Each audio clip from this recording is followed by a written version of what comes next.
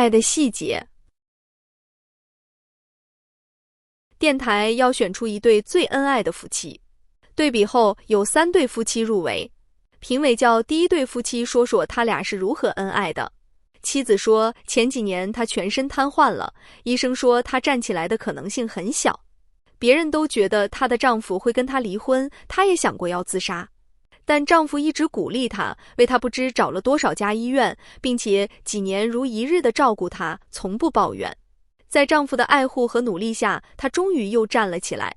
她的故事十分感人，评委们听了都很感动。随后进来的是第2对夫妻，他俩说10几年的婚姻生活中，他们从来没为任何事红过脸、吵过架，一直相亲相爱，相敬如宾。评委们听了暗暗点头。轮到第3对夫妻了，却很长时间不见人。评委们等得有些不耐烦，就走出来看个究竟。只见第3对夫妻仍然坐在门口，男人的头靠在女人的肩膀上，睡着了。一个评委要上前喊醒那个男的，女的却伸出手指做了个小声的动作，然后小心地从包里拿出纸笔，用左手歪歪扭扭写下一行字递给评委，而她的右肩一直让丈夫的脑袋靠着。评委们看那纸条上面写着，别出声，他昨晚没睡好。一个评委提起笔在后面续写了一句话，但是女士，我们得听你们夫妻俩的叙述啊。女人又写，那我们就不参加了。大家很吃惊，这个女人为了不影响丈夫睡觉，居然放弃这次机会。但评委们还是决定先不催他们，而是再等待一段时间。过了一会儿，男人醒了，评委们问他怎么那么累。男人不好意思地笑笑说，我家住1楼，蚊子多。昨晚半夜我被蚊子叮醒了，我怕我老婆再被吵醒，所以后半夜就在为她赶蚊子。最后的结果是，电台增加了2项奖项，将第1对夫妻评为患难与共夫妻，将第2对夫妻评为相敬如宾夫妻，而真正的最恩爱夫妻奖却给了第3对夫妻。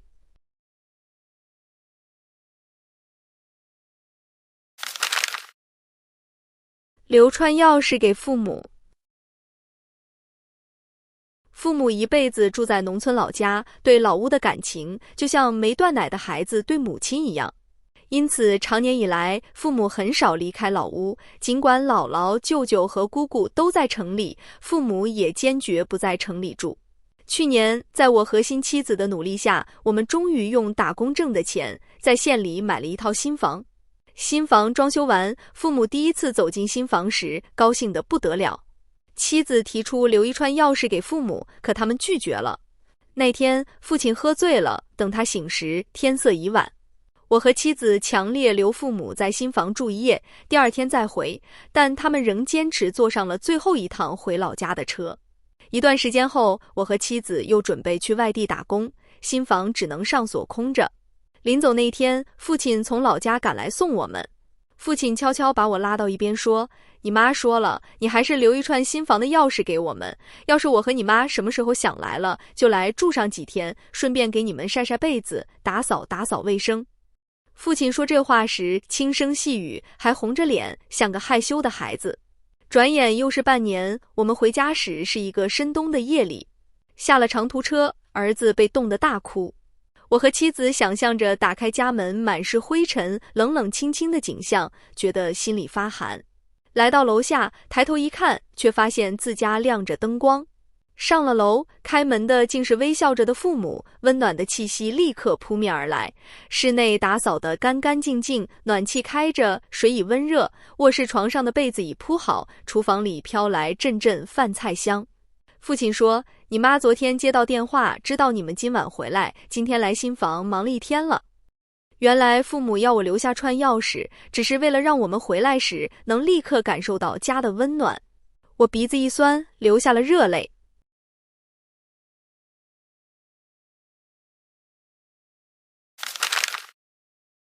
人生有选择，一切可改变。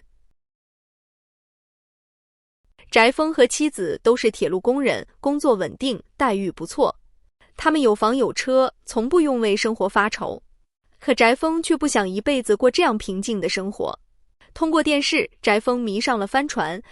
他觉得帆船能带他撞开世界之门，只要有一艘船，就能航行在无边无际的海上，到任何自己想去的地方。由于翟峰和妻子没有积蓄，于是卖房卖车，买下了一艘二手船。翟峰叫它彩虹号。出发前，翟峰自学了航海知识。然而，包括翟峰的父母，所有人都觉得翟峰疯了。2012年11月24日，辞了职的翟峰和妻子带着休学的女儿，第一次驾驶帆船出海了。白天，翟峰和妻子轮流驾船，女儿在船上看书、学习画画。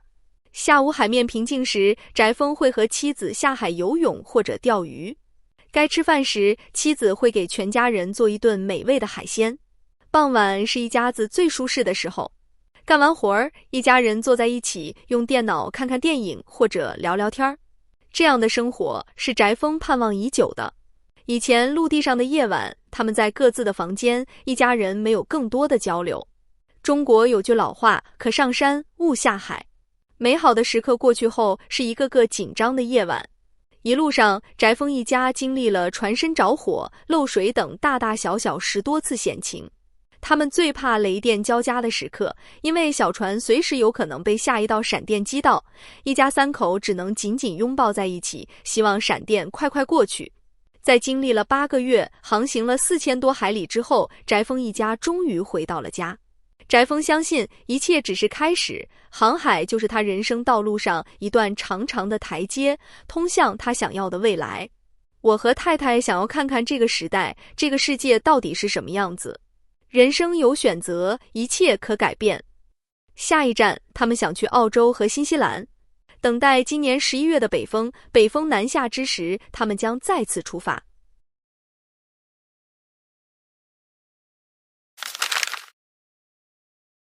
子路悲米。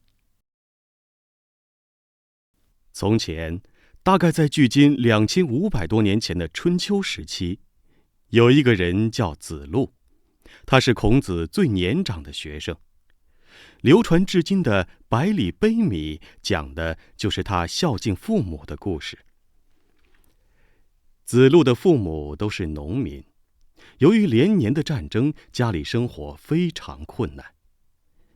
一天，子路从外面回来，听到父母在屋里说话：“活了大半辈子了，别说鱼肉，只要能饱饱地吃上一顿米饭，也就满足了。”子路听了，心里觉得十分惭愧。他暗下决心，一定要让父母吃上米饭，不能再委屈他们了。子路打听到100里之外有个有钱人，家里缺干活的人，决定去试一试。那家主人见他身体结实，就留下了他。子路干起活来十分勤奋，主人很喜欢这个小伙子。半年后，当子路要回家时，发现主人给的银子比他应该得到的多了许多。子路老老实实地告诉了主人，主人笑着说：“孩子，工钱没算错，你做事勤快，这是我给你加的奖金。”谢过主人，子路高兴地上路了。路过镇上，他买了1袋米、1块肉、2条鱼，背在后背上。天气非常寒冷，雪地很滑，子路不小心滑了一下，背上的米袋差点被甩出去。他顶着大雪往前走，扶着米袋的双手冻得不行，就停下来暖暖，再继续赶路。终于到家了，见到父母，子路把给他们买的东西及剩下的工钱都交给了他们。一家人高高兴兴地生火做饭，饱饱地吃了顿团圆饭。后来，子路的父母去世了，他也南下到了楚国。楚国国君觉得他很有本领，是个人才，就留他做了官，并给他很优厚的待遇。但他并没有因为物质条件好而感到欢喜，反而常常诚恳地说：“多么希望父母能和我一起过好日子。我现在有了一点成就，可他们已经不在了。即使再想悲悯百里去孝敬双亲，也不可能了。中国古代有句话叫“百善孝为先”，意思是说，孝顺父母是各种美德中占第一位的。子路为了让父母吃到较好的食物，不怕辛苦，这种做法确实值得我们学习。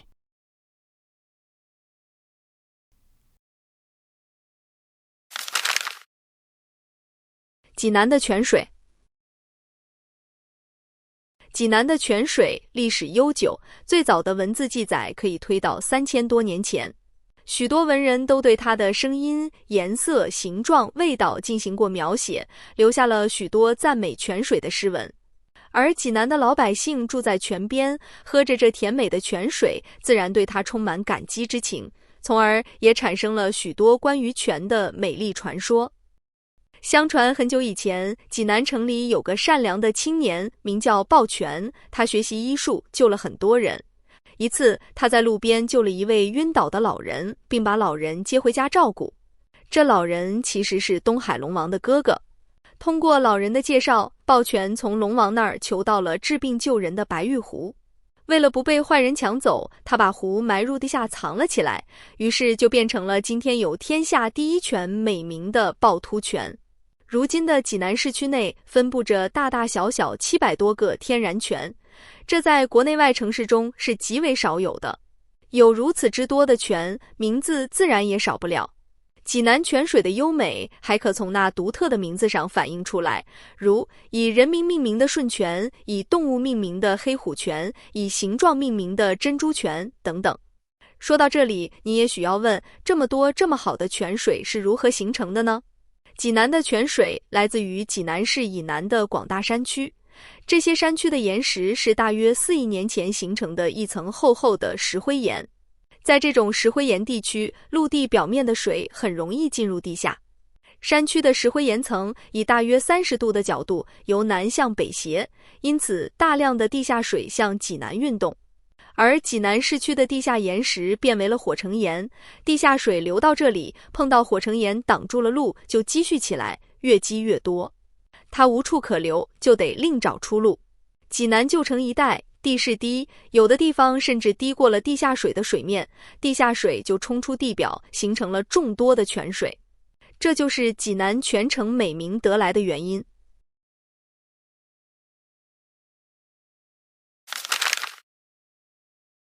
除夕的由来。在中国，人们把农历12月30日这一年中的最后一天叫做除夕。这一天，全家人会一起吃年夜饭、守岁。但是，人们为什么要把年30叫做除夕呢？传说在很久以前，有个叫做夕的怪物，经常出来伤害百姓，百姓对其恨之入骨，但是又十分无奈。当时有个英雄叫做七郎，他英俊高大，力大无比。七郎还有一条狗，这条狗非常勇敢，无论咬住什么都不会松口。一天，七郎从外面回来，看到邻居家女孩的外公坐在路边哭，于是上前询问。一问才知道，原来天真可爱的女孩被夕吃掉了。七郎暗暗下定决心，一定要杀死夕，替百姓除掉这个制造灾害的东西。于是七郎带着他的狗出发了，他到处打听夕的消息，但是一直找不到他。这样过了差不多1年，这天正好是大年30，七郎来到了一个热闹的城镇。这1年来，七郎虽然没有找到夕，但是了解到了很多关于夕的情况。他一般在太阳落山后出来害人，到天亮前又会逃得连影子都找不着了。此外，他还特别害怕声响。于是七郎告诉这里的百姓，夕说不定晚上要出来伤害大家，让大家今晚熬夜等着，一见到西就赶紧敲打东西，大家一起把西杀掉。太阳很快落山了，到了晚上，西果然出来了。他想吃一户人家的姑娘，被这家人发现了，于是他们立刻敲响了家中的锅和盆子，跟着整个镇子都响了起来。西吓得什么似的，急忙往外逃。七郎的狗追上了西，并死死地咬住了他。七郎跑上前去，一箭射死了西。除掉西以后，百姓纷纷对七郎表达谢意。由于这一天很有意义，于是人们就在每年的年30这天晚上，仍然像那天一样，整晚不睡觉，敲打出响声。就这样一代代传下来，形成了除夕夜守岁放鞭炮的风俗。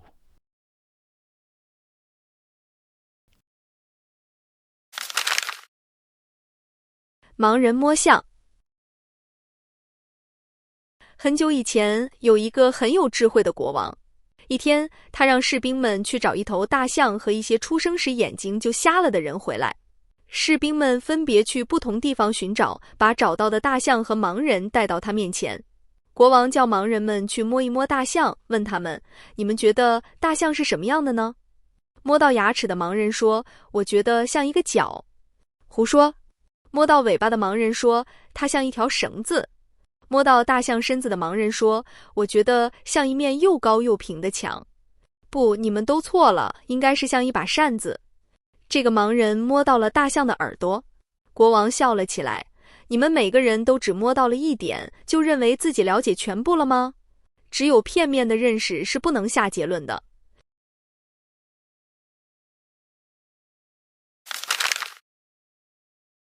精诚所至，金石为开。西汉时期，有一位著名的将军叫李广，他善于骑马射箭，作战勇敢，被称为飞将军。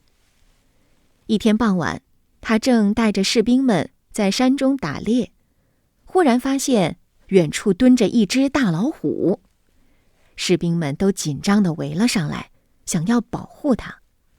李广摇摇头，表示不要紧。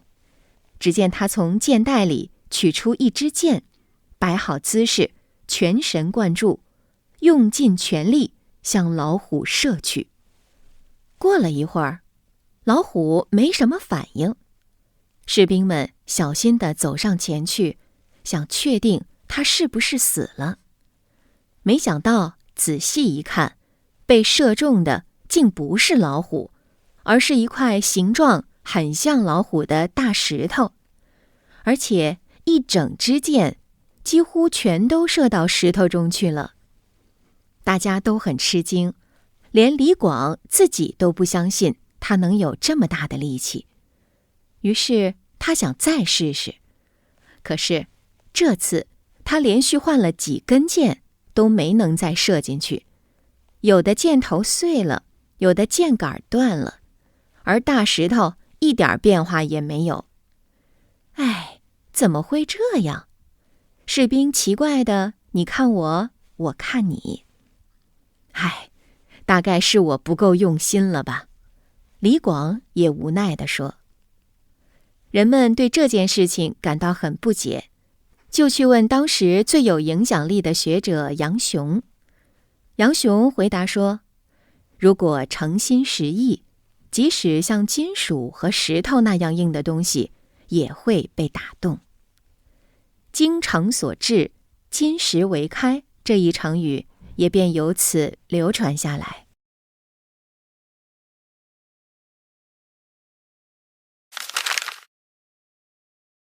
朝三暮四。成语是汉语中非常有特点的一部分词汇。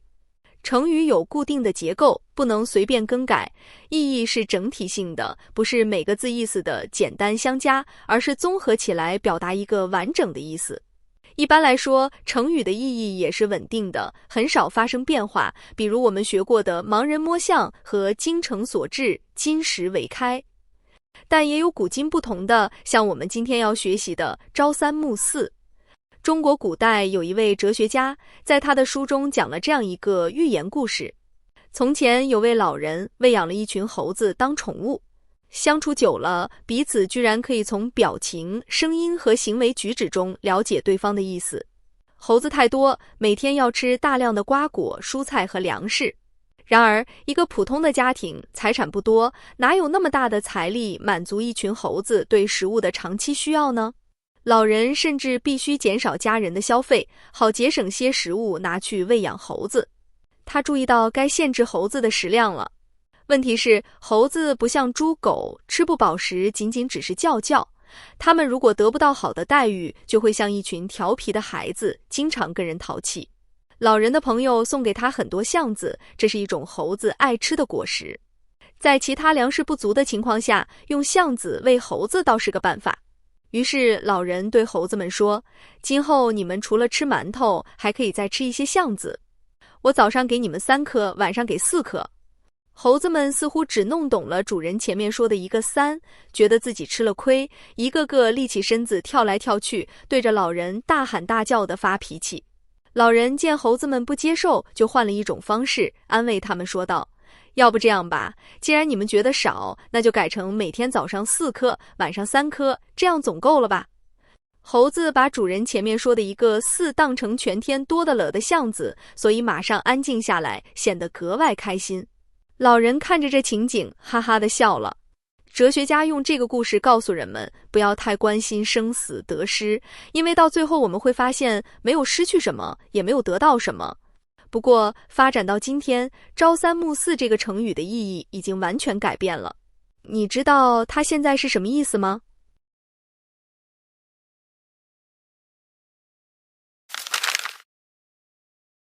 别样鲁迅。美食很大一部分是靠名人推动的，这一点在民国时期表现得尤其突出。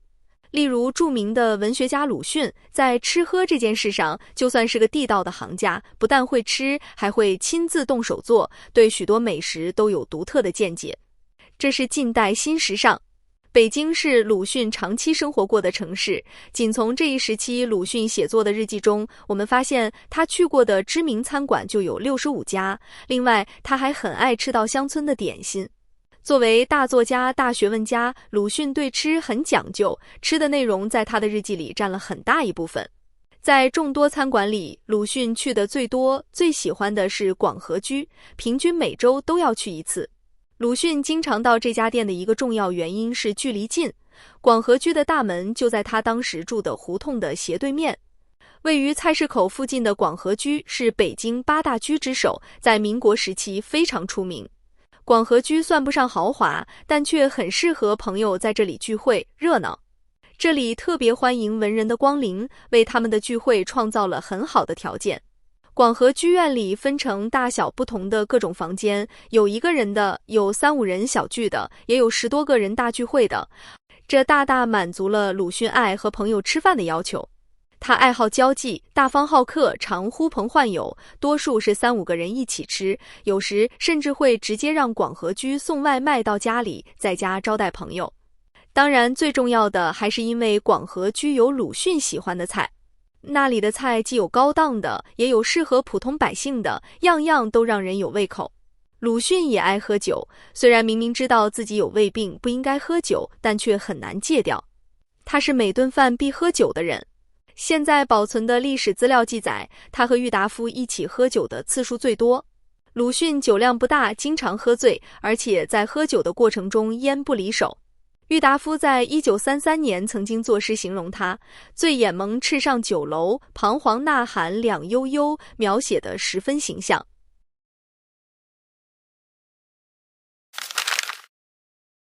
争论的奇迹。1872年的一天，在美国加利福尼亚州的一个酒店里，斯坦福与科恩围绕马奔跑时蹄子是否着地进行了辩论。斯坦福认为马奔跑得那么快，在跳起时4蹄应该都是不落地的，而科恩认为马要是4蹄都不着地，那不是成了青蛙了。应该是始终有一题着地。两人各执一词，争论得脸红脖子粗，谁也说服不了谁。于是他们就请英国摄影师麦布里奇来判断，可麦布里奇也弄不清楚。不过摄影师毕竟是摄影师，主意还是有的。他们一起来到一个操场，在一条跑道的一边等距离放上24个照相机，照相机对准跑道，在跑道另一边打24个洞，分别插进24根木棍，木棍上系着细线，细线穿过跑道，接上相机快门。一切都准备好了，麦布里奇让一匹马从跑道的一头飞奔到另一头，马一边跑一边按顺序撞断拦路的24根细线，相机连续拍下了24张相片，相邻2张相片的差距都很小。相片显示马奔跑时始终有一题着地，科恩赢了。事后有人无意识地快速拉动那一长串相片，奇迹出现了，各张相片中静止的马连成了一匹运动的马，相片活了。这就是电影最早的样子。经过艰苦的试验，电影拍摄技术逐渐改进成熟。1895年12月28日，法国人卢米埃尔兄弟在巴黎第一次向公众播放了短片《火车到站》。这一天后来成为电影产生的纪念日，兄弟俩也成为历史上最早的电影导演。留心生活的每一瞬间，并为之争论，适时请求帮助，认真研究，或许重大发现就在你的眼前。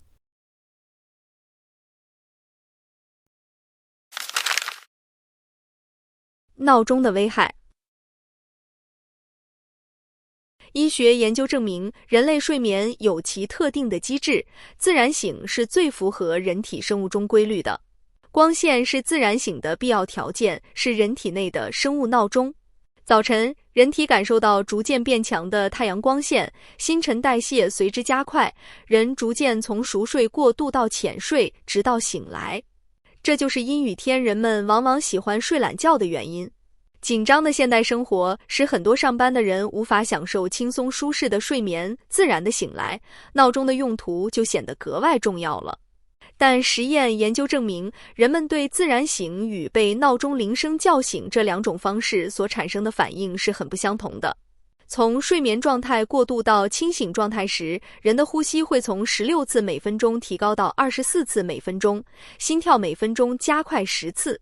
如果突然被闹钟叫醒，将在心理上使人产生心慌、情绪低落、感觉没睡醒等不适。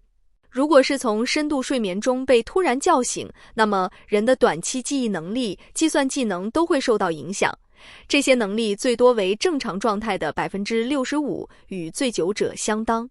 出于自我保护，被闹钟叫醒时，我们的身体会提高体内的肾上腺素水平。这种状态如果持续数天、数周、数月，将导致高血压、失眠和一些精神问题等。研究发现，突然被闹钟惊醒的人比自然醒的人血压更高，心跳更快。对此，专家解释说，人在睡眠时，身体会发生一些变化，因此人们在早上醒来时更容易发病，而闹钟则会使发病的可能性变得更大。如果你必须定个闹钟，应采用柔和的声音或音乐。各种醒来方式中，当然是自然醒最符合我们的愿望。可谁能替你拉开窗帘，让阳光照进来呢？近年来，市场上出现了一种新的电子产品，名为光闹钟。它能在室内模仿早晨自然光线的变化，通过光线的作用使人在设定的时间里自然的醒来，可避免传统闹钟突然惊醒对人体健康的伤害。希望这样能向真正的自然醒走近一点，再走近一点。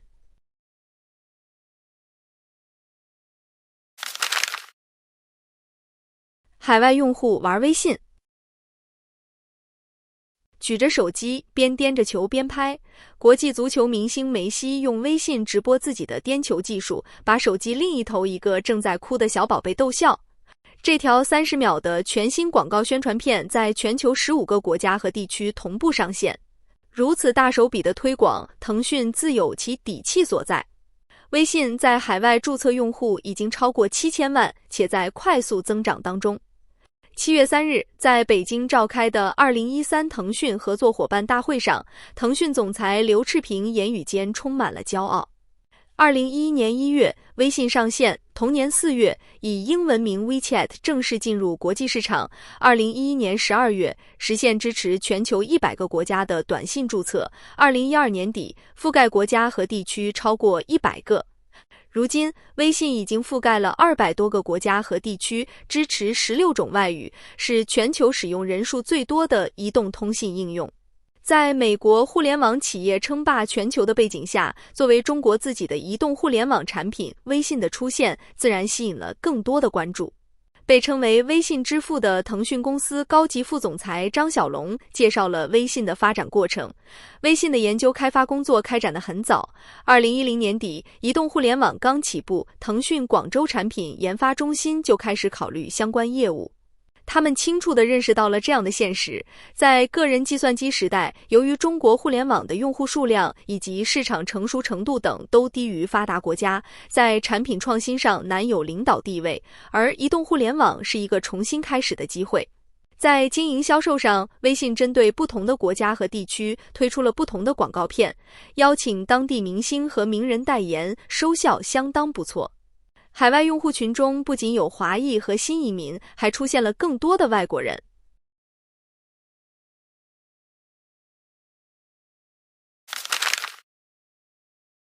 去掉生活的框底。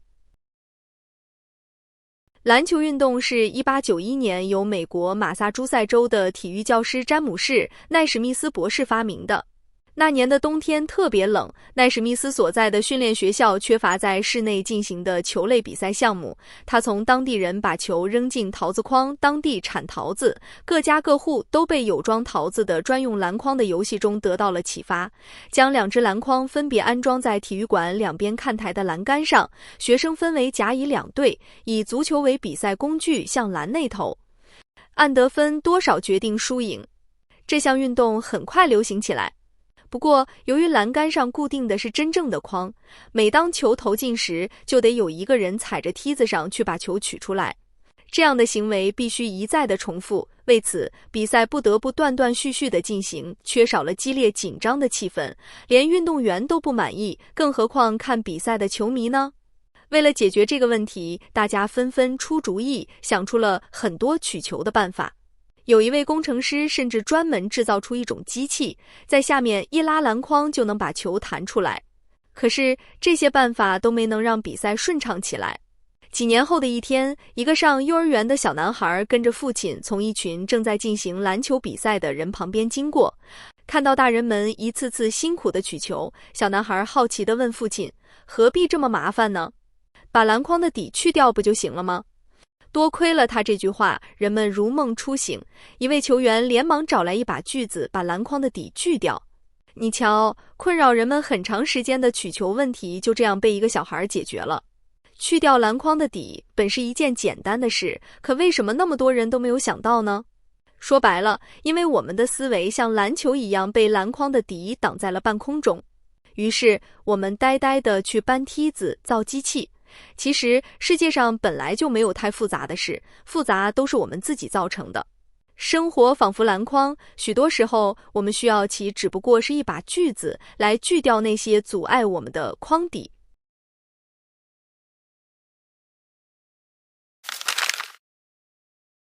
北京的四合院。四合院是中国华北地区民居中的一种组合建筑形式。所谓四合，四指东西南北四面，合就是四面房屋围在一起，中间形成一个方形的院子。四合院在中国汉族民居中历史最悠久，分布最广泛。不过，只要人们一提到四合院，便自然会想到北京四合院，这是因为传统的北京四合院都有一套固定的样式，十分具有代表性。在各种各样的四合院中，北京四合院可以代表其主要特点。北京有各种规模的四合院，最简单的四合院只有一个院子，比较复杂的有2、3个，而有钱人家的通常是由好几座四合院并列组成的。大门一般开在东南角或西北角，院中的北房是正房，比其他房屋的规模大，一般包括长辈的卧室和具备日常起居、接待客人等功能的客厅。院子的两边是东西厢房，是晚辈们生活的地方。在正房和厢房之间建有走廊，可以供人行走和休息。院子是十分理想的室外生活空间。有的人家喜欢种草、养花、种竹子，有的人家则喜欢用大盆养金鱼。院子不仅拉近了人与自然的关系，也让家里人在此得到了感情的交流，对创造生活情趣起了很大作用，因而最为人们所喜爱。只要关闭起大门，四合院内便形成一个封闭式的小环境。住在四合院里的人不常与周围的邻居打交道。在小院里，一家人过着与世无争的日子，充分享受家庭的乐趣，自然有一种令人感到自在亲切的气氛。但也有多户合住一座四合院的情况，被称为大杂院，住户多为普通劳动人民。邻里之间有时虽然也有矛盾，但更多时候是互帮互助，不是亲人胜过亲人。这种浓浓的情感是许多老北京人无法忘记的。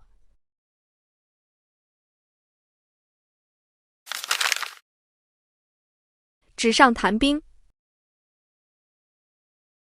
2700多年前的战国末期，赵国名将赵奢有个儿子叫赵括。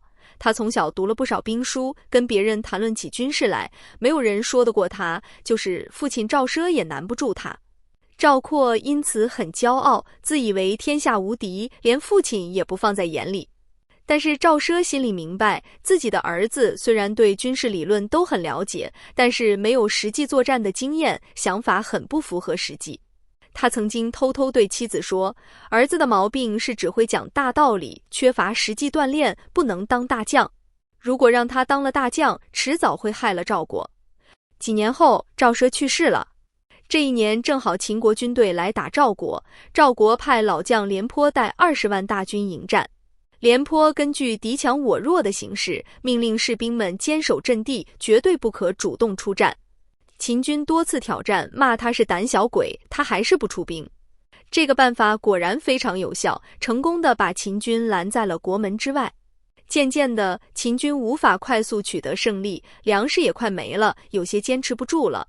秦人深知廉颇善于用兵，如果想在短期内打败赵国，必须想办法叫赵国把廉颇调回去。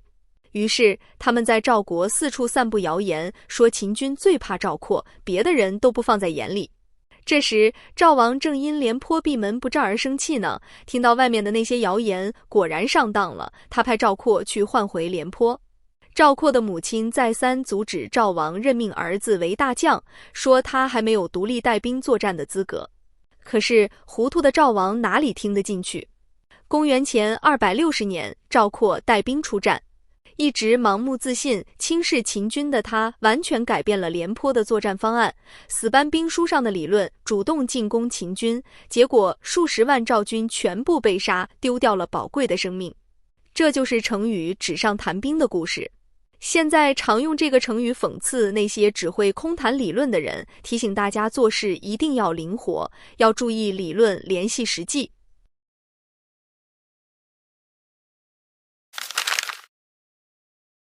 体重与节食。据报道，医学专家进行了一项新研究，研究发现，由于人们在1周内的营养摄入和饮食模式会影响到他们的体重变化，因此节食者的体重会在1周内上下波动。总共有80名年龄在25至62岁之间的成年人参与了这项研究。研究人员根据他们的相对体重变化，将其分为3种类型：体重减轻者、体重增加者和体重保持者。这些成年人在每天起床之后、早餐之前称一下自己的体重，为了保证可靠性，只有那些至少连续7天以上称过体重的人才会被纳入分析。对这些志愿者的跟踪调查时间最短为15天，最长为330天。研究成果显示，这些人的体重变化表现出清晰的模式，即周末之后体重升高，在工作日体重减轻，周五达到最低点。研究人员还意外地发现，体重减轻者和体重增加者在体重波动模式上存在着明显不同。体重减轻者会表现出较强的补偿模式，即在周末之后体重立即下降，这一下降趋势直至周五结束；而体重增加者每天的体重都会存在差异，他们在工作日的体重并无明显减轻。这项联合多所医学院校所做的研究发现，除了个别人以外，多数人体重的增加会从周六开始，而体重减轻则会从周二开始，特别是对于那些体重减轻者和体重保持者来说更是如此。它表明人们的体重变化在一周内会显示出一种明显的规律，工作日和周末体重的临时变化应该被视为正常现象，而非真正的体重增加。这是由于人们在周末会有更多的时间外出就餐。周末对饮食稍微有些放纵影响不大，但为了能成功减轻体重，想要变苗条的节食者应注意到这种变化规律。周末之后不要再找任何吃美食的借口，应及时采取措施阻止这一上升趋势。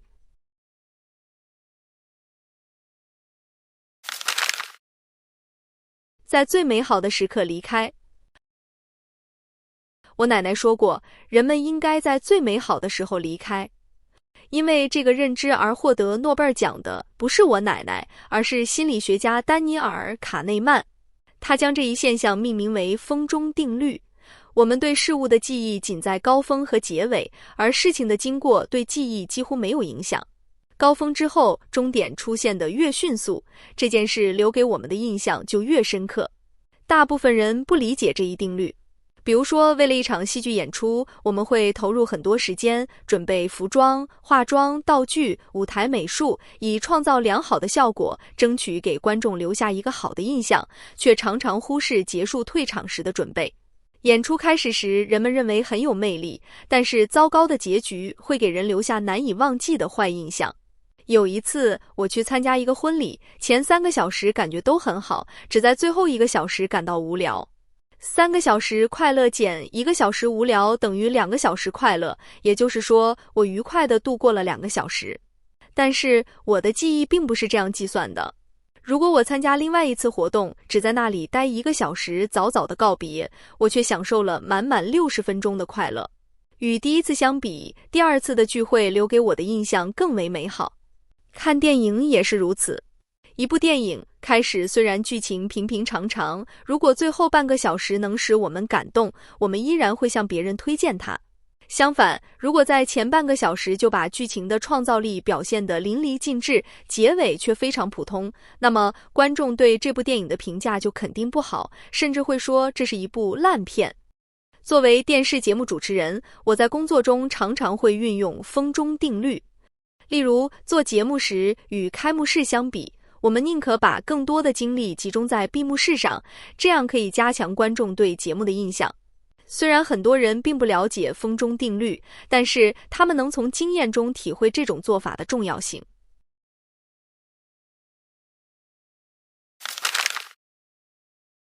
抽象艺术美不美？对有些人来说，抽象艺术没有古典艺术那么容易欣赏，画布上那些不规则的色块线条实在看不出有什么意义。抽象派画家的作品中经常见到好像随便撒上颜料而形成的画作，在有人看来极其神秘甚至丑陋，有人却从中感受到对自由、对生命的赞美。研究者设计了一个有趣的实验。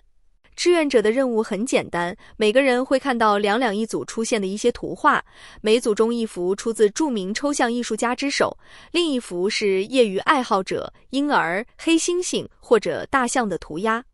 志愿者必须判断每一组画作中自己更喜欢哪一幅。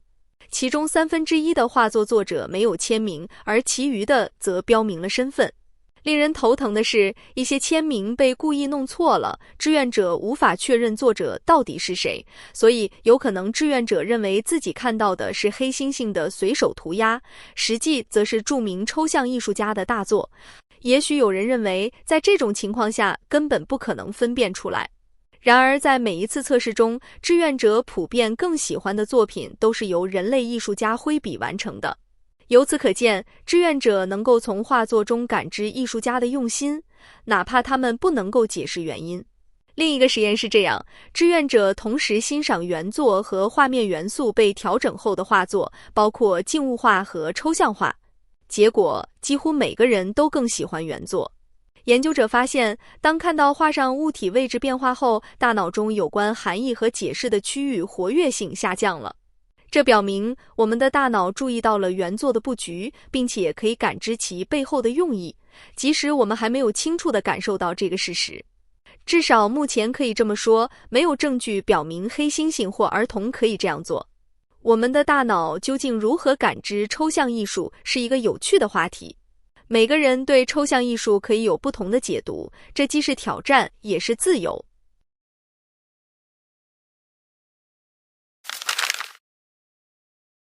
家乡的萝卜饼。家乡的众多美食中，萝卜饼是最让我怀念的。它那丰富的色彩、微甜的口感，至今仍让我十分想念。家乡的萝卜有青、红、紫3种。3种萝卜看起来赏心悦目，吃起来青的甜中带点辣，红的辣中带着甜，紫的像山泉般清淡可口。父老乡亲们夸他说，橘子、葡萄、梨比不上咱的萝卜皮。而萝卜饼就是用这3种颜色的萝卜做成的。萝卜饼的做法极其简单，既不必炒或煮，也不用油炸。先把3色萝卜洗净切丝，放入油、盐等，用筷子搅拌均匀，萝卜饼的原料便做成了。最关键的功夫是擀面，高手往往把面擀得薄如白纸，拌好的萝卜丝儿铺到饼上后，得再折叠2-3次，要求饼熟之后表皮是透明的，能透过表皮看见萝卜丝儿。最后用刀切成块状，饼便做好了。接下来拿一个平底锅，先在锅里淋1圈油，待油锅烫手时，将切好的萝卜饼一块一块地放进锅里。盖锅前需放进一些温水，预防糊底。火最好用文火，等能闻到香味时，便可开锅了。萝卜饼要趁热吃，喜欢口味重的，还可以加少许酱油和醋。刚出锅的萝卜饼，香味扑鼻，外焦里嫩，吃上一口，便让人永远忘不了。如今，美食家们对吃提出了更高的要求，他们不仅要观色、闻香、尝味、赏形，而且还要求食物具有养生方面的特色。我想，家乡的萝卜饼完全具备这几个方面的条件。人们不是常说吗？鱼生火，肉生痰，青菜萝卜保平安，养生的功能让我更加喜爱它了。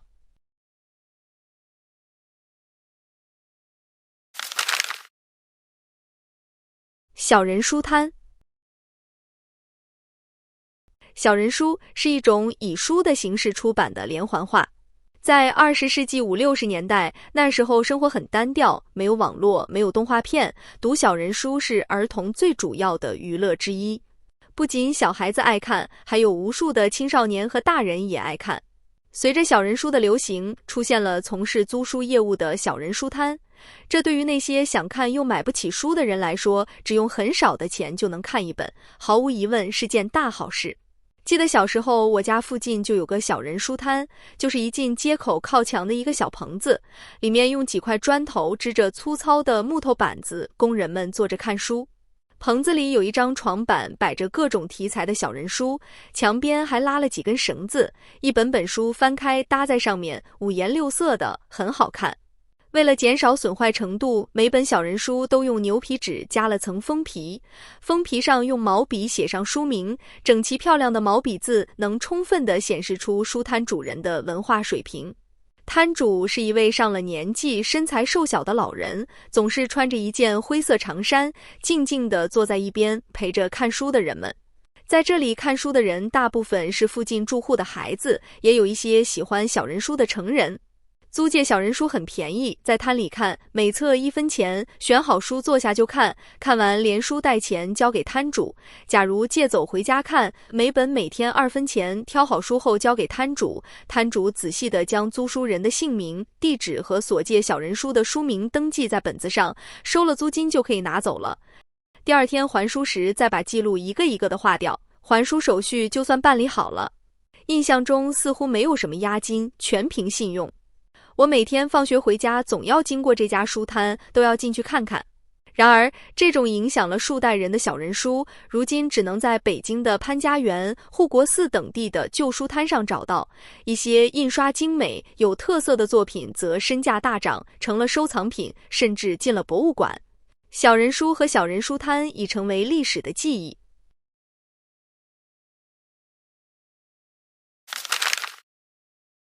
汉字叔叔，一个美国人的汉字情缘。1972年，22岁的理查德·希尔斯爱上了中文，但是他感觉汉字很复杂，汉字的一笔一画没有任何逻辑，只能死记硬背。一个偶然的机会，他发现如果了解汉字的来源和演变过程，在学习它就变得轻松容易。但是他遗憾地发现，几乎没有一本英文书能充分解释汉字的字源。1994年，理查德得了心脏病，当时医生说他剩下的时间可能不多了。那时他开始思考自己的人生，我该怎么办？我该做什么？如果只能活24小时，我会打电话和朋友们说再见。如果我还能活1年，我要抓紧时间，尽快把说文解字电脑化。就这样，一部部古汉字经典进入他的资料库，仅仅复印、整理和把这些资料输入电脑就用了8年。2002年元旦，战胜疾病的他决定把自己创办的网站公开，让更多喜欢中文的人在学习汉字时不再像他最初那样学得那么痛苦。2011年，有人把他的故事放到微博上，引起了广泛关注，他也因此被网友亲切地称呼为汉字叔叔。打开汉字叔叔克服种种困难，花光全部积蓄创办的网站，可以看到他收集整理的近10万个汉字，包含了他们演变的全部字形，当然也包括繁体字形和简体字形，还有普通话和部分方言读音、英文释义等内容，被网友称赞为有图有真相。更让人佩服的是，汉字叔叔将网站上的内容全部开放给网友免费下载。现在有很多单位向理查德发出了工作邀请，而理查德选择了去北京师范大学教书，因为那里也有人在做汉字识别查询的研究。在北师大，他除了教物理，还有充分的时间继续研究他的汉字，完善他的网站。在中国，60多岁已经是退休的年纪了，但汉字叔叔每天的日程却安排得很满。他说，我不会退休，我还要继续追求我的梦想，我要活到老，学到老。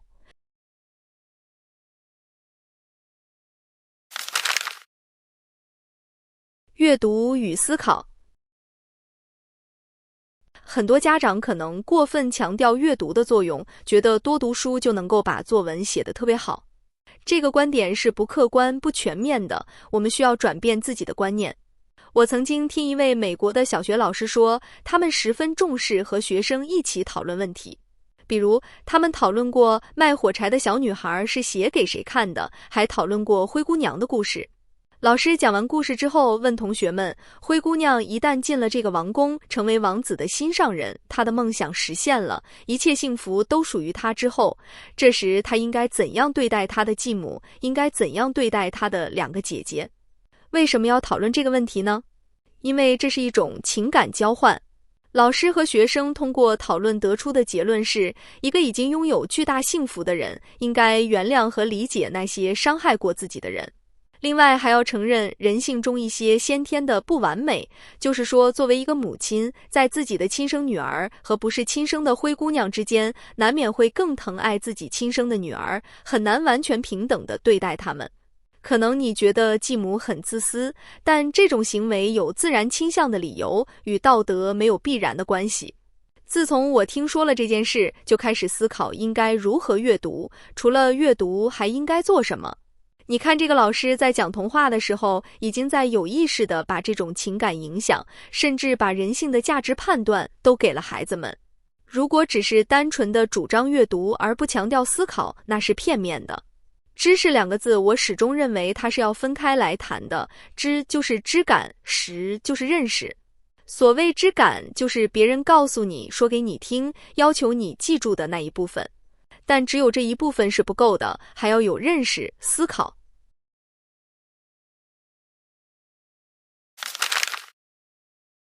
放手。文文从小是个乖乖女，学习刻苦，遵守纪律。大事小事，尽管妈妈表示也要征求她的意见，但上哪所学校、念什么专业，甚至跟什么人交朋友，基本上都是妈妈说了算。可是到了大学阶段，亲爱的女儿竟然违反了乖乖女的各种规矩，越来越有自己的主见，越来越能干、独立了。尽管她的成绩仍然是第1名，但她不再甘于当好学生。她逃课去听各种讲座，出席欧盟商会的鸡尾酒会，做志愿者，拍电影，学摄影，泡酒吧，参加了学生会并担任了学生会主席，还组织各种社会活动。妈妈以前要她当外交官的计划，在她眼里实在没什么意思，她觉得经商才是自己的目标。他放弃了本系保送研究生，放弃了各种工作的面试，坚持要去国外留学，结果12所世界名牌大学录取了他。当面临是否选择牛津大学时，他们全家开会，爸爸妈妈认为应该去，但文文跟他们的意见不一致，他坚持要去美国。这次妈妈让步了，他隐隐约约觉得自己该完全放手了。没想到正是妈妈的放手，让风筝越飞越高。几年后，文文在美国工作，妈妈去洛杉矶看她。在这个陌生的地方，妈妈感到他们好像交换了某种身份，自己倒像女儿，而文文倒像妈妈。他们建立了一种新的关系。最初，妈妈哪儿也不敢去，不能单独出门，不能与人沟通，什么都要靠女儿。后来，文文工作忙，就给她地图、车钥匙、机票，鼓励她自己出去。从家门口的超市开始，妈妈越走越远，最后竟然独自把美国横穿了一遍。她说是女儿的放手让她走得更远。做妈妈的这才算是真正明白了放手的重要。2010年3月的一个夜晚，母女俩躺在夏威夷的沙滩上谈心。妈妈第一次为以前对女儿的不放手而道歉。文文沉默了很久，最后吻了妈妈一下，轻轻地说：妈妈，我真的很喜欢现在的你。妈妈忍不住流下了眼泪。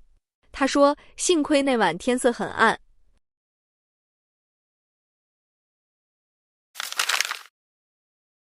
支教行动。来云南支教1年多，郝林硕老师自己也记不清有多少次家访了。刚到时，一位叫赵福根的男生引起了他的注意。他上课从不发言，很多课不及格，平时也几乎不和同学交往。郝老师家访后得知，赵福根的父亲去世了，姐姐在外打工，他家里很穷，还得帮着妈妈做家务，是个体贴孝顺的孩子。和他妈妈聊天才知道他很喜欢跳舞。郝老师说，我觉得这是个机会。他鼓励福根在学校艺术节上表演，每周2带着他一起去找音乐老师排练。表演时，福根的蝴蝶舞得了舞蹈组的冠军，台下的同学们鼓起掌来，齐声地喊着福根的名字。之后，赵福根学习用功了，成绩也逐渐进步。他写了一篇题目为《那天的舞蹈和掌声》的作文，得了全班最高分。他朗读了自己的作文。郝老师来到我家，那是第一次有老师来。他非常温柔，我永远都忘不了那热烈的掌声和同学们送我的糖，甜甜的。我感觉在学校也有人爱我了，我开始有勇气。郝老师发现，山里的青壮年都出去闯世界，只有老人、孩子留守。他们出去了还回来吗？大山以后谁来负责？于是，郝老师组织了一个8周的研究型学习活动，主题是让家乡的明天更美好。他鼓励学生寻找村子的问题，通过了解历史地理情况、采访村里的老人、小组讨论等，最终提出解决方案。他和其他志愿者利用午休、周末等空闲时间给学生们指导和培训。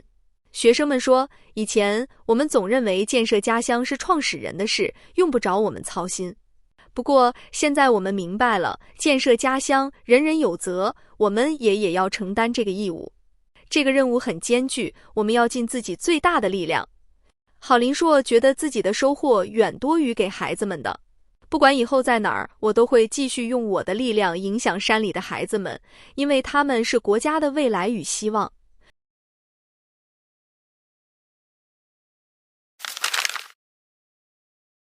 给自己加满水。有一位经验丰富的老船长，一次返航中天气恶劣，他们的船遇到了可怕的巨大风浪。正当水手们慌张的不知如何是好时，老船长命令水手们立刻打开货舱，使劲儿朝里面放水。船长简直是疯了，这样做只会增加船的压力，船就会下沉得更快，这不是找死吗？一个年轻的水手骂道。看着船长严肃的表情，水手们还是照做了。随着货舱里的水位越升越高，船一点一点的下沉，狂风巨浪依然猛烈，对船的威胁却减小了，船也渐渐取得了平衡。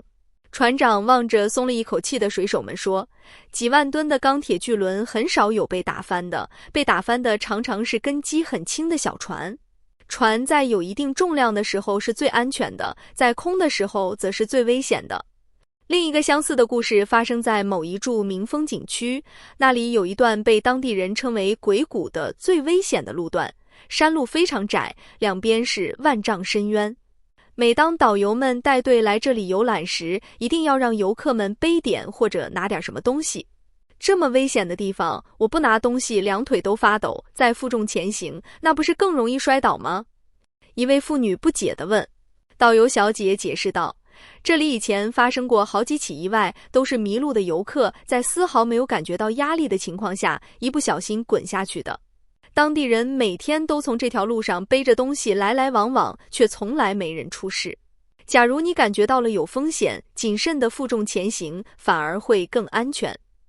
这就是压力效应。那些胸怀理想、肩上有责任感的人，才能承受住压力，从历史的风雨中走过鬼谷。而那些没有理想、没有一点压力、做一天和尚撞一天钟的人，就像一艘风暴中的空船，往往一场人生的狂风巨浪便会把他们彻底地打翻在地。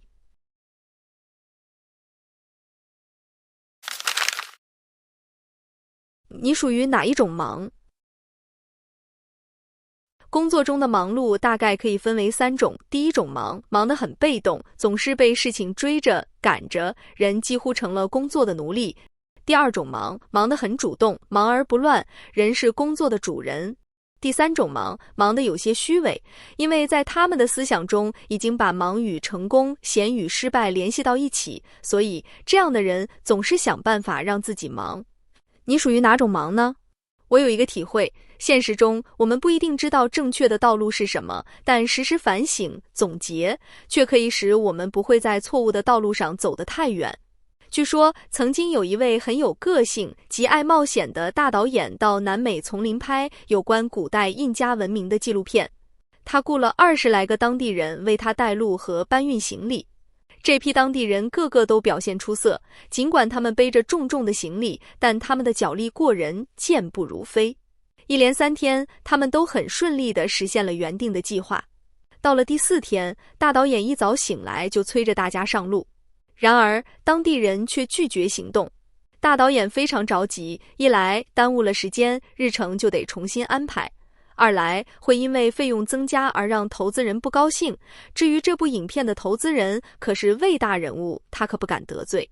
经过沟通，大导演总算搞明白了，当地人自古就有一种习俗，在赶路时用尽全力地向前冲，但每走上3天便要休息1天。当大导演进一步询问原因时，当地人的回答令他受益终生。那是为了让我们的灵魂能够追得上我们赶了3天路的疲劳的身体。多么富有哲理的话！在这个提倡和鼓励竞争的时代，我们常常只顾低头拉车，却少了抬头看路，少了思考、总结这一重要的步骤。从20世纪80年代起，比尔·盖茨每年都要进行2次为期1周的闭关。这1周的时间里，他会把自己关在一所房子里，包括家人在内的任何他都一律不见，使自己完全不受日常工作的打扰。盖茨的这种令人寂寞难耐的闭关，不只是一种休息方式，更是一种高效率的工作方式。忙碌的人们，请多给自己一点思考的时间吧。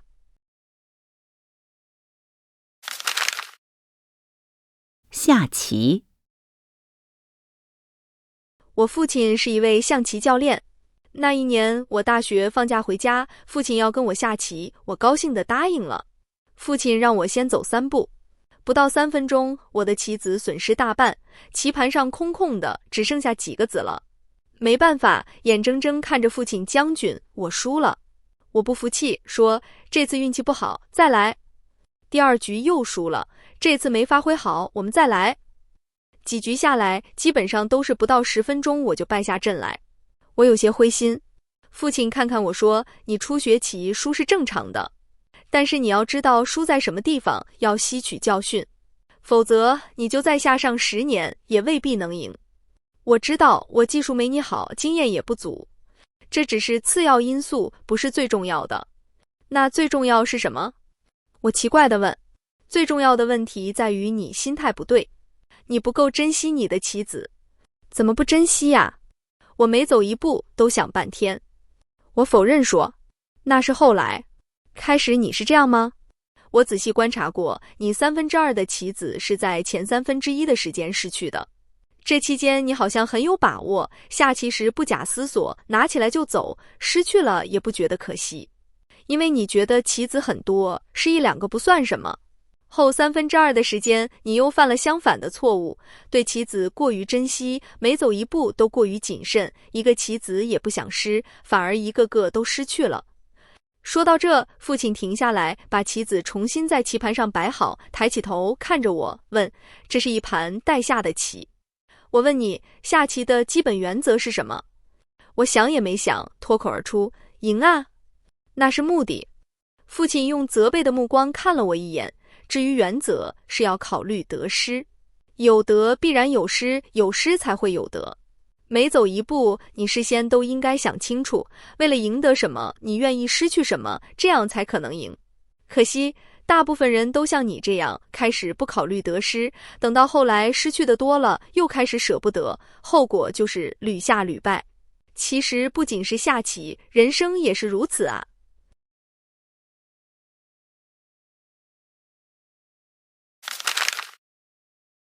最受欢迎的毕业生，他叫刘晨，是一个年仅23岁的应届本科毕业生，再过1个月就要毕业了。面对并不乐观的就业形势，他压力很大。说实话，我觉得自己实在没什么优势。就在他为工作发愁时，机会来了。天津卫视的《非你莫属》节目组看了他的简历，接受了他的申请，他可以到节目现场去求职。来到现场，他发现果然有一家公司有适合他的职位——旅游体验师。因为小学6年级的时候，他迷上了公交车，从此就一直关注公交线路。北京市范围内所有的公交线路，他都了如指掌。从上初中起，他就找同学们的出行顾问，无论谁想去哪里，他都能很快地回答出最方便的路线，提供给同学们参考。在他的成长过程中，公交就是他最好的伙伴。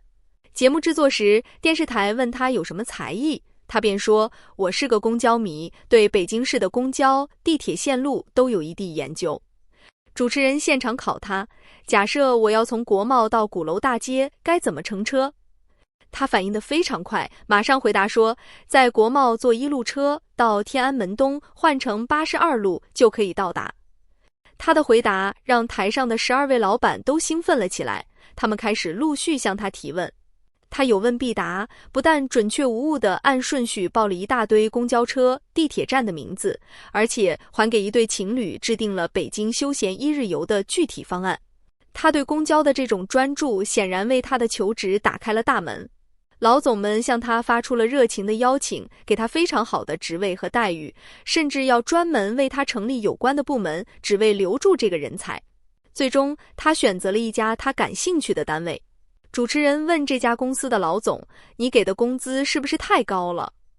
这个老总回答：“专业的、执着的、优秀的人才才是无价的，这样的人一定会有光明的前途。”是的，无论在哪个行业，最缺乏的永远都是专注的人。专注的人永远不缺机会。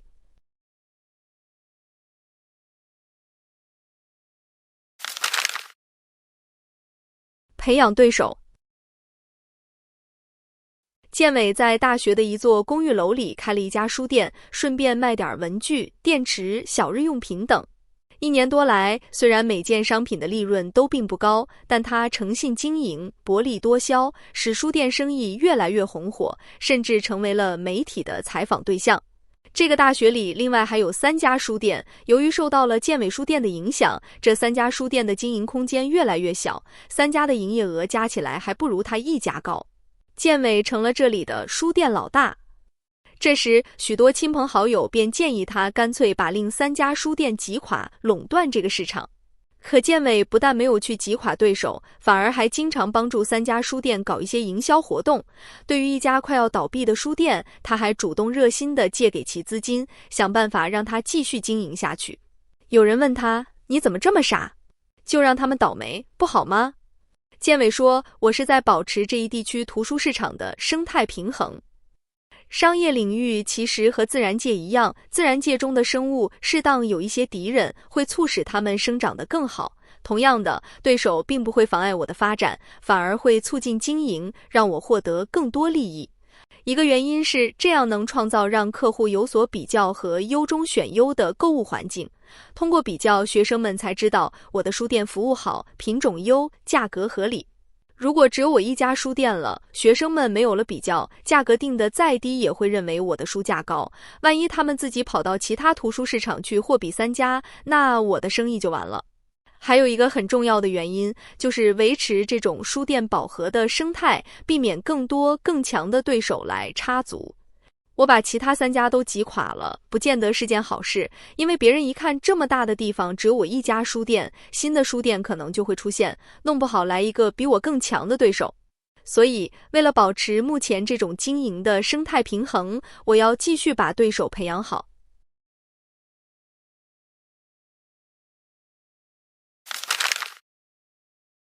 竞争让市场更高效。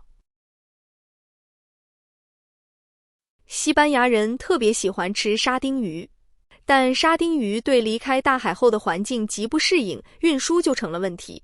鱼上岸后，过不了多久就会死去，而死掉的沙丁鱼口感很差，作为商品销售，价格就会便宜很多。如果上岸时沙丁鱼还活着，鱼的卖价可以涨很多倍。为了延长沙丁鱼的存活期，减少经济损失，渔民们想了很多办法，但情况仍然没有得到太大的改善。后来，一位渔民无意中发现了一种巧妙而实用的方法，把几条沙丁鱼的天敌鲶鱼放进装鱼的设备中。因为鲶鱼是食肉鱼，无法和沙丁鱼和平共处，它会四处游动寻找小鱼吃，对沙丁鱼构成威胁。为了逃避天敌，沙丁鱼自然会不断地加速游动，从而保持了旺盛的生命力，存活的比例大大提高。看到这里，你有什么感想和体会呢？其实，这在经济学上被称为鲶鱼效应。鲶鱼效应对于市场经济以及现代企业管理都有着重要的启发作用。这个概念的核心是，一个市场如果能采取一种措施，刺激企业活跃起来，就能使企业获得足够的活力，在市场中积极参与竞争而不至于落后，同时这样反过来又能促使市场更为高效。从本质上说，鲶鱼效应使得企业和员工产生一种危机感，其实就是一种压力效应。很多研究发现，适度的压力有利于我们保持良好的状态，更加有助于挖掘我们的潜力，从而提高个人的工作效率。比如，运动员每到参加比赛，尤其是决赛时，一定要将自己调整到接近最佳状态，让自己感到适度的压力。如果他不紧张、没压力感，则不利于出成绩。因此，鲶鱼效应的确对挖掘员工潜力、提高企业活力具有积极的意义。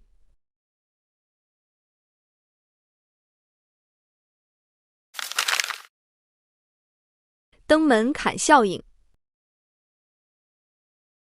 一个朋友在报社当编辑，一天他去请假，他先问领导：“您今天心情好吗？”领导说：“怎么了？”朋友答：“如果您心情好，我就说件事；心情不好就改天再说。”领导有了兴趣，假就这样轻易地请好了。不得不说，这位朋友很会利用登门槛效应来处理问题。心理学家曾做过登门槛技术的现场实验，他们派人到2个社区，劝人们在屋前立一块小心驾驶的圆形标志。在第一个社区，研究人员直接向人们提出要求，结果很多人表示拒绝，接受率仅为17%。在第二个社区，研究人员把同样的事情分成2个步骤，先向大家出示一份赞成安全驾驶的请愿书，请求他们在上面签字，几周后再提出立牌要求。这次接受者竟然达到了55%。第一个步骤的签字很容易的，几乎所有人都照做了，大家可能都没意识到这个小小的登门槛行为对接下来的决定产生了重要影响。日常生活中也是这样，当你想要求某人做某件较大的事情，又担心对方不愿意做时，可以先向他提出做一件同类型的比较容易的事。比如你想与一个女孩谈恋爱，如果一开始就迫切地提出要跟她约会，女孩可能会犹豫，甚至表现得很冷淡。如果你说饭总是要吃的吧，一起吃饭吧，她答应了，那接下来是去看电影还是泡酒吧都无所谓了。你想让同事帮你值班或写报告什么的，直接说80%会被拒绝，把事情模糊化，能不能帮个小忙，不会占用你很多时间，台阶一铺，事情就容易多了。你可能会说，这些小动作会让多人觉得你很狡猾，但是不得不承认，有了这些小动作的帮助，别人的确更愿意接受你的请求。有时候，当你自认为了不起时，别人通常觉得你这人不过如此。可是当你放低身段时，会缩短与人的距离，别人并不会看不起你，反而会觉得你为人谦虚。实践证明，第二种人得到的总是比第一种人更多。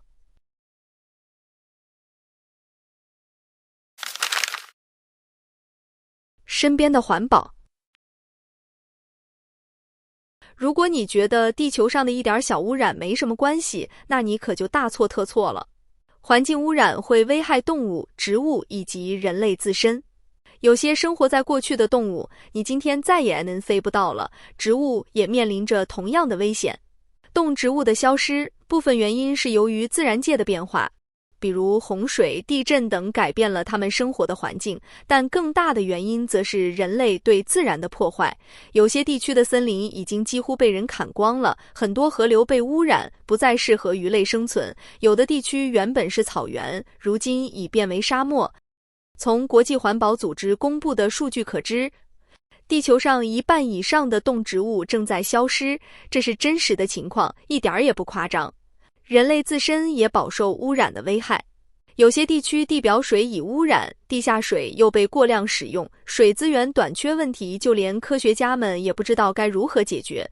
目前世界上有17%的人无法享用干净的饮用水，而每年死于与空气污染有关的疾病的人比死于车祸的还要多。这些数据确实令人不安。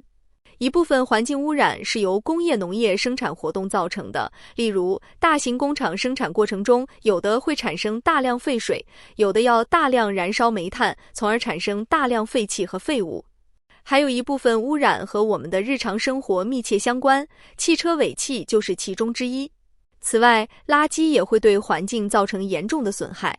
幸运的是，越来越多的人敏感地认识到了环境问题的严重，并自觉地投入到了保护地球的行动中。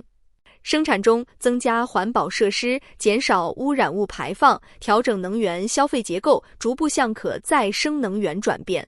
而在日常生活中，改变生活习惯，尽量减少生活垃圾，做到垃圾分类。同时，尽量多骑自行车，多选择公共交通，少使用私家车。这些为此付出努力的人们令人尊敬，取得的成绩也令人鼓舞。地球是人类共同的家园，我们应该把它看作一个属于自己的大房间。房间脏了，消极的逃避和不符合实际的幻想都不能解决问题。为保持它的卫生，每一个人都应付出行动，做出贡献。人类的命运由我们自己掌握，改变要靠我们自己。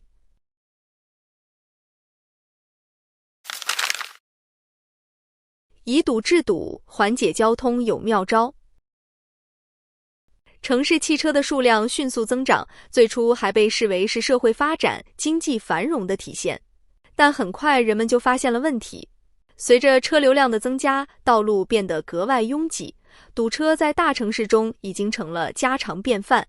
解决交通拥堵的问题，就要减少单位面积道路内的汽车数量，新建或加宽道路被公认为最基本的方法。但事实证明，这只是我们美好的主观愿望。道路扩建的速度远远跟不上车流量增加的速度，面积的增加并未使到路空出空间来，甚至还会无形之中鼓励更多的司机开车上路，使得市中心道路更加拥挤。那么，如何根治交通拥堵呢？这里我们不妨听听佩詹森的故事。詹森一到欧洲环境保护署交通部工作，就接到了研究如何解决城市拥堵问题的任务。于是他开始展开调查，研究收集上来的数据，归纳问题特点，并虚心咨询了有关专家。9月中旬的一天早晨，詹森照常提前出门，赶在早高峰之前去交通部。他看到一个健身的人慢跑通过一个有过街天桥的路口时，为图省事没上天桥，而是横穿马路。结果他被一辆车撞倒在地，虽然最后他只是受了点轻伤，而且有保险可以赔偿，但司机还是被吓得不轻。不过这件事倒是给了詹森启发，开车出行是为了省时省力，但如果情况相反呢？他决定要改变市民出行的观念，反其道而行之，让城市先堵起来，给司机制造麻烦，以堵制堵。经过多次努力，政府批准了他提出的改革措施，比如增设红绿灯，让车辆不得不走走停停；在主要十字路口取消地下通道，让行人从地下重返地面；在购物广场、商务大厦的附近不建停车场等。同时，大力发展公共交通。半年过去了，虽然市民们有些抱怨，但效果非常明显，自愿放弃开私家车出门的人越来越多。这也难怪，与其堵在路上浪费时间和汽油污染环境，倒不如改成公交出行。这样一来，道路拥堵大为缓解。城市本是为人而建，如今却被汽车占有。詹森的目标很明确，就是期待能够解放城市，使之更适合人类生活。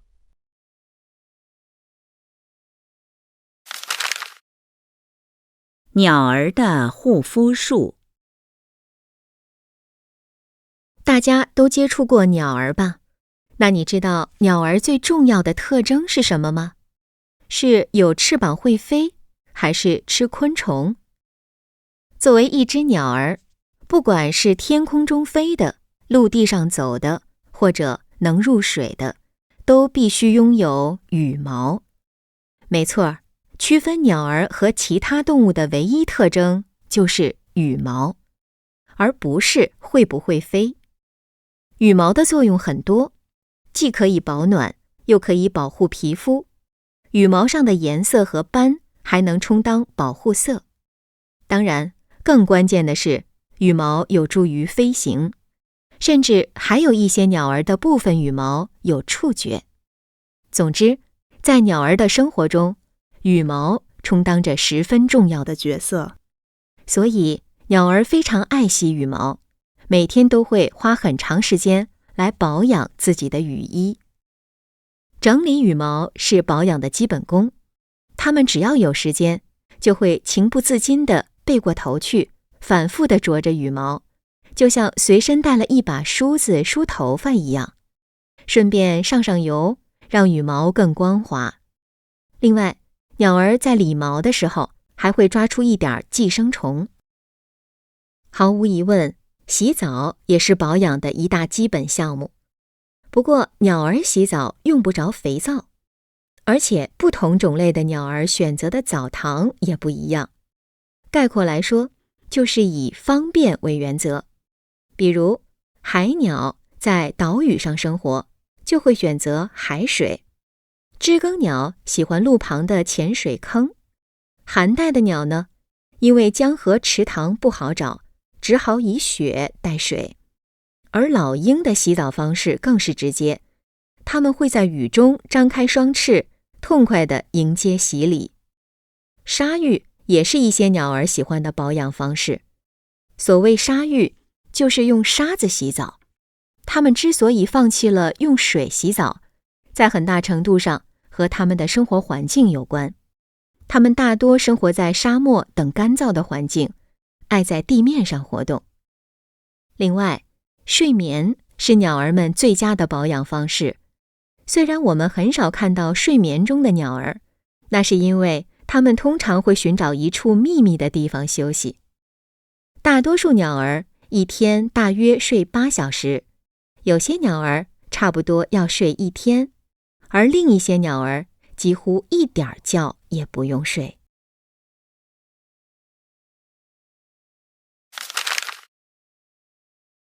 植物会出汗。炎热的夏天，踢完一场球赛，每个队员都已经玄汗如雨下。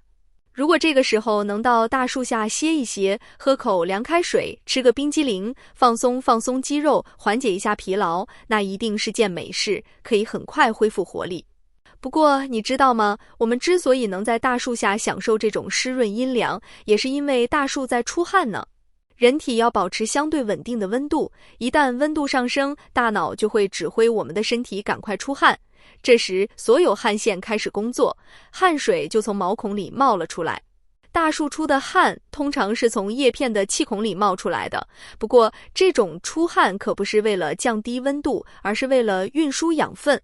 我们都知道这样的常识，植物的根会吸收养分和水分，但是你有没有想过，植物是怎么控制这些成分，把它们运输到10几米甚至上百米的树梢的呢？最初人们认为大树是通过毛细作用来提水的。所谓毛细作用，简单来说就是水会顺着很细很细的管子向上爬。我们在家可以用一个比较细的玻璃管体验一下，玻璃管越细，水爬升的高度就越高。可是经过测验计算发现，以大树输送管道的尺寸产生的毛细作用根本无法把水分送到几十米高的地方。实际上，大树利用的是枝干顶端的那些叶片，叶子通过不停地向空气中释放水汽，迫使树干中的水分自动前来补充，这样节节传递，就像是把树根吸收的水分给抽了上来。因为跟蒸腾作用有关，这种特殊的提升力就被称为蒸腾拉力。不过，这个大树内部的供水系统具体的运转状况是怎么样的？它们遵守的是一种什么样的秩序？为什么会产生如此巨大的拉力？到目前还是个谜。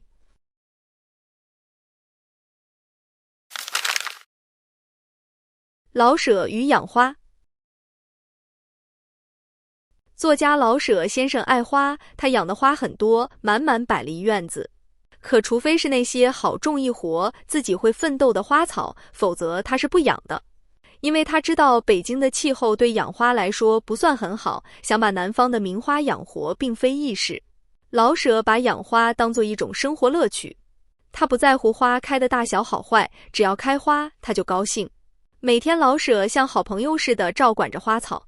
工作的时候经常写几十个字，就到院中去转转，瞧瞧这棵，看看那朵，有时拿起剪刀给它们剪剪枝，有时蹲下捡几块小石头放在花盆里做点装饰，然后回到屋中再写一会儿，然后再出去，就这样脑力和体力很好的结合，身心也得到放松。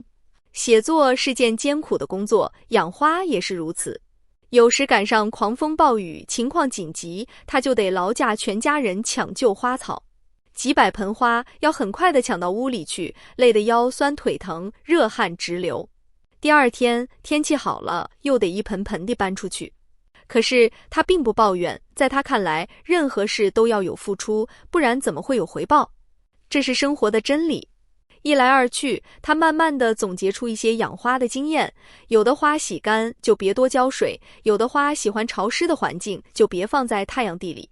给花换盆、剪枝施肥的活儿，他越做越熟练。花生病长虫，他也知道如何应付了。看着院子里那鲜艳的花朵，老舍自豪地说：“不是乱吹，这就是知识啊！多得些知识，一定不是坏事。”老舍很有爱心，更懂得快乐要分享。每到昙花开放的时候，他就约上几位朋友来家里赏花庆祝。花分根了，一颗分为几颗，他会毫无保留地送给朋友们。看着有人高兴地拿走自己的劳动果实，老舍心里十分欢喜。有一次，送牛奶的小伙子进门就夸好香，这让老舍先生感到格外高兴。当然，也有伤心的时候。一年夏天下了暴雨，邻居家的墙倒了，菊花被砸死了100多棵，这下可把老舍难受坏了。一连几天，人们都看不到他脸上的笑容，有喜有悲，有笑有泪，这是老舍对养花、对生活的体验。我不知道花草们受我的照顾，感谢我不感谢，反正我要感谢他们。老舍在自己的文章中这样写道。从中我们不难看出老舍先生对大自然的热爱，对生活的热爱。